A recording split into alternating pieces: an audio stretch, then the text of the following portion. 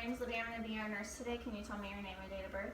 Andrew Nicholas, and I was born October 11th of 1993. Okay, thank you. All right, Andrew, so what I'm going to be doing today is testing your cranial nerves.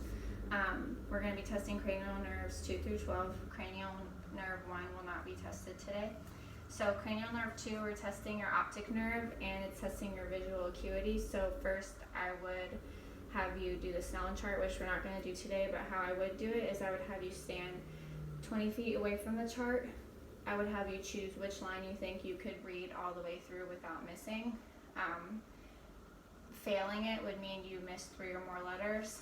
And if you do fail, I would have you try the next line up. And then if you passed, for example, how I would chart that would be, for example, as a fraction, 20/20 vision is considered normal for an adult.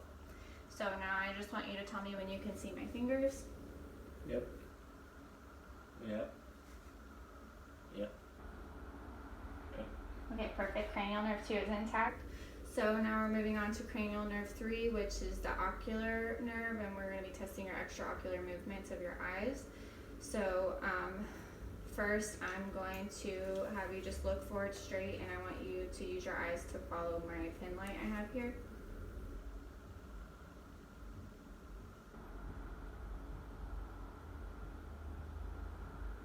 Okay, good. Now I'm going to test your direct and indirect pupil response. So just look straight ahead.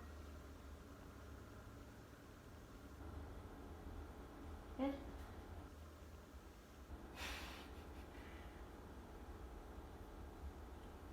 Okay, good. Pupils are equal, round, and reactive to light, and they also are brisk and constrict equally, and they are about 3 millimeters in size. So now we're going to test cranial nerve 4, which is accommodation. So I just want you to follow this with your eyes. Okay, perfect. His eyes go downward and inward, so cranial nerve 4 is intact. So cranial nerve 5 is the trigeminal nerve, and we're going to test the motor and sensory. So what I want you to do is just open your mouth. Now move your head side to side. You can close your mouth. Now close your eyes and try to open them. Good. Okay, now I would test the sensory. That's not going to be performed today, but what I would do is I would test the sensation of your face, your scalp, and your cornea using a cotton ball. But cranial nerve 5 is intact. So cranial nerve 6, we actually already did this when we tested cranial nerve 3. It's the lateral movement of your eyes. So cranial nerve 6 is intact. Cranial nerve 7, now we're going to test is your facial nerve. So it's testing your muscles of mastication, which is chewing. So what I want you to do is make a chewing motion.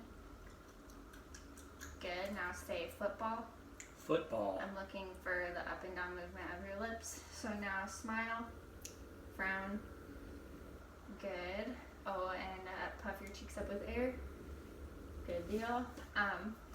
So now I would test your taste, which we're not going to be doing today, but what I would do is I would give you sweet, sour, and salty foods. And then I would test your tears by taking a cotton ball up to your cornea. And then I would also test your production of saliva by giving you sour candy, but we're not doing that today. So cranial nerve 7 is intact. Now cranial nerve 8, we're testing your acoustic nerve, so your hearing. So I'm going to perform what's called a whisper test. So I just want you to repeat what words you hear. Baseball. Baseball. Good. And I would also perform the equilibrium test, but we're not going to be doing that today. So cranial nerve 8 is intact. So now we're going to test cranial nerve 9, which is the glossopharyngeal nerve. So let me look in your mouth. So say ah. Perfect. So I was looking to make sure that your uvula went up straight to the midline.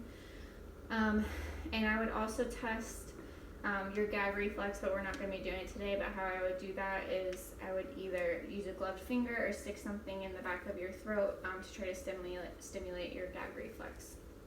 So cranial nerve 9 is intact. So cranial nerve 10, we're testing your vagus nerve. So can you just state your name and date of birth again, please?